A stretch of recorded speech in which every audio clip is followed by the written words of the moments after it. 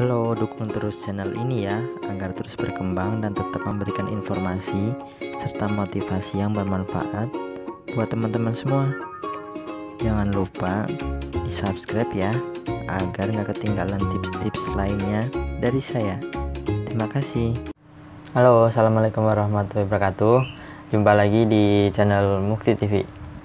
Di video kali ini aku akan berbagi cerita atau informasi ya tentang pengalaman saya selama pengobatan GERD dan anxiety, yaitu bahwa pengobatan GERD dan anxiety itu nggak instan ya, semuanya butuh proses gitu.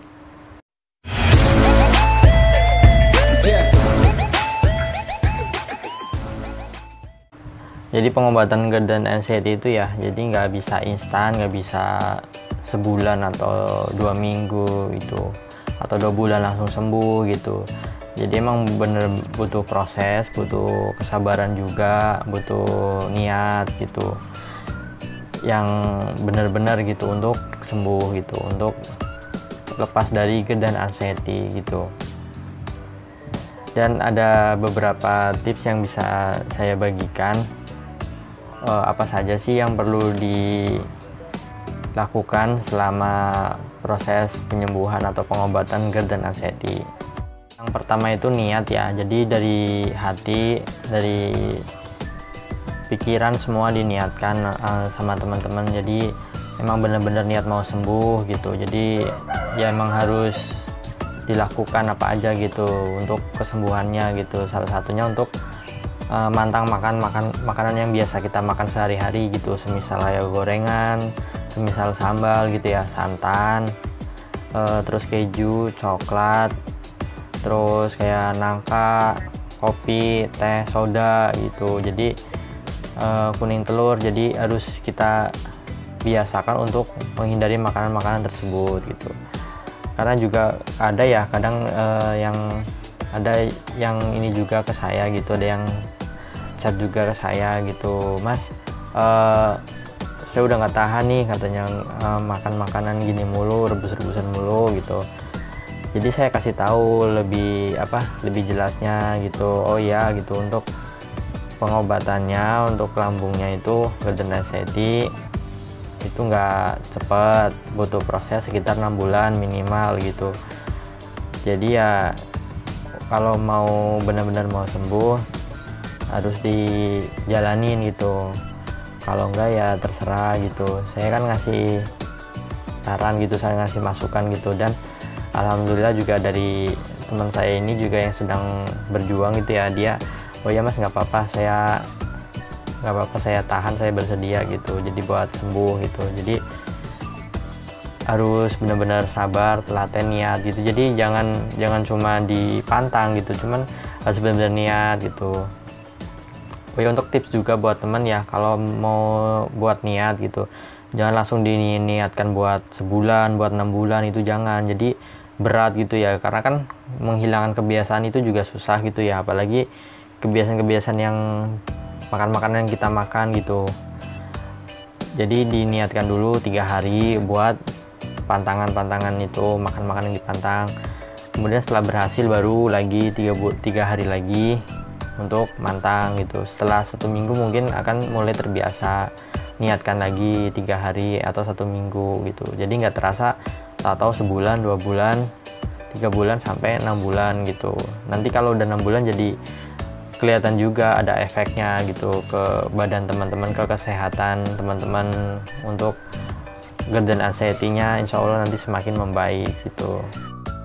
Disiplin ya, jadi misal kita ke dokter gitu ya, kita dikasih obat, ya udah dihabiskan obatnya gitu, dari dokter dihabiskan sesuai dosis juga, sesuai anjuran juga. Semisal untuk lambung, untuk mualnya, muntahnya, untuk pegel-pegelnya, semuanya dihabiskan, diminum, dan ikutin saran dokter. Misal disuruh hindari pedas, hindari gitu. Disiplin intinya gitu.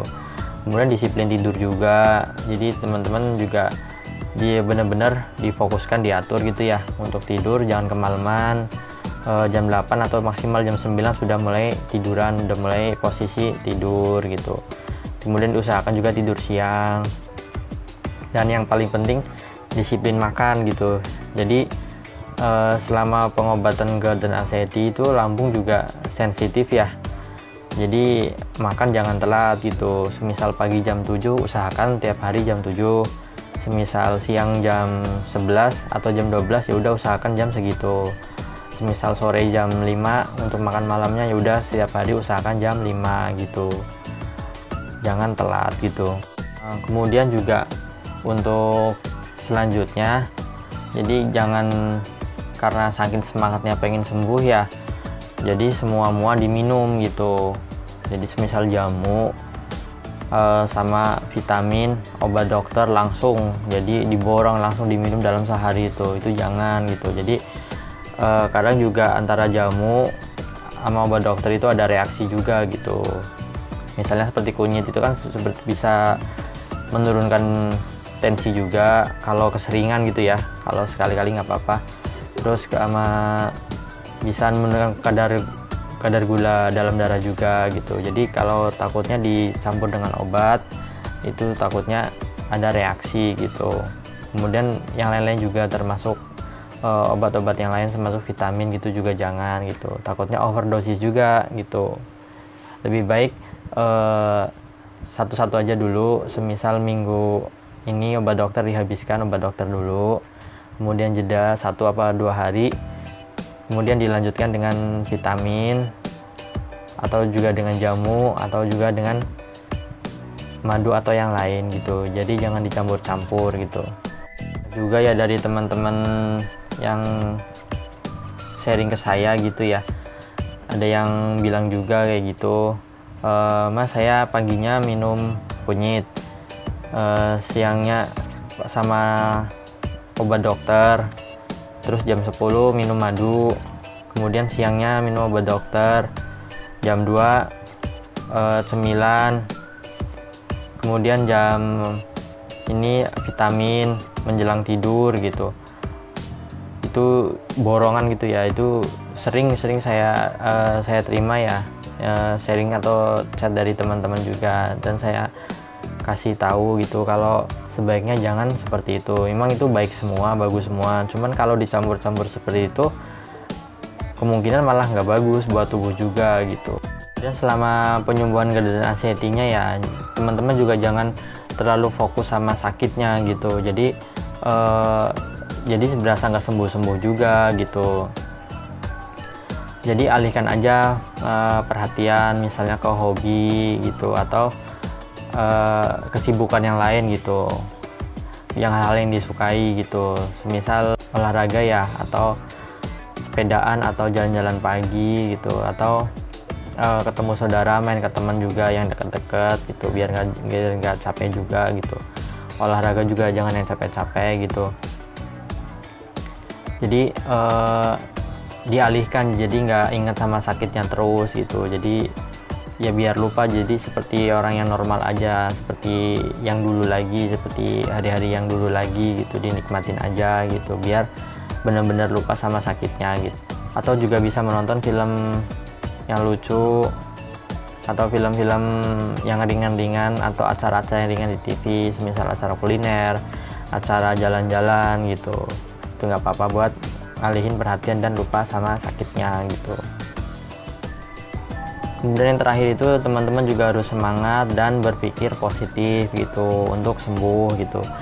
Jadi jangan putus asa ya, karena juga kadang ada ya yang kayak komen-komentar gitu ya, misal di FB saya gitu, ada yang bilang, saya mah makan apa aja mas, saya sudah nggak mantang-mantang lagi, dimakan juga dipantang juga malah jadi kurus gitu. Itu udah mungkin putus asa ya. Jadi teman-teman juga harus optimis, harus yakin pasti sembuh gitu. Jangan berputus asa, harus sabar juga jalaninnya gitu. Jadi harus benar-benar semangat gitu. Dan kalau emang butuh semangat, teman-teman juga bisa tukar pikiran atau sharing-sharing ke saya atau ke teman-teman yang lain juga bisa gitu. Seperti di Facebook saya, Instagram saya, atau YouTube saya juga bisa. Insya Allah nanti saya balas gitu. Jadi intinya juga teman-teman jangan jangan pantang menyerah ya untuk pengobatan GERD dan nasihat ini. Jadi harus sabar bener. Terus keluhan-keluhan juga jangan terlalu dirasa, alihkan pikiran gitu biar lupa sama sakitnya gitu. Dan yang utama itu niat gitu, niat buat sembuh. Ingat masa depan lah, ingat hal-hal yang bisa dilakuin nanti kalau udah sembuh gitu, daripada sakit-sakit terus gitu. Karena banyak juga ya teman-teman saya pernah sering jumpai ya di grup-grup itu, ada yang sampai 20 tahun 15 tahun dengan kondisi kecemasan seperti itu kan menyiksa ya, nggak menikmati hari-hari gitu. Jadi juga teman-teman harus yakin gitu, harus semangat. Demikian untuk video kali ini, semoga informasi yang saya berikan bermanfaat buat teman-teman. Buat teman-teman juga yang sedang pengobatan, sabar ya, ikhlas jalanin semuanya, niat buat sembuh, yakin pasti sembuh, semangat, jangan pantang menyerah, tetap semangat. Sampai jumpa di video berikutnya. Terima kasih. Assalamualaikum warahmatullahi wabarakatuh.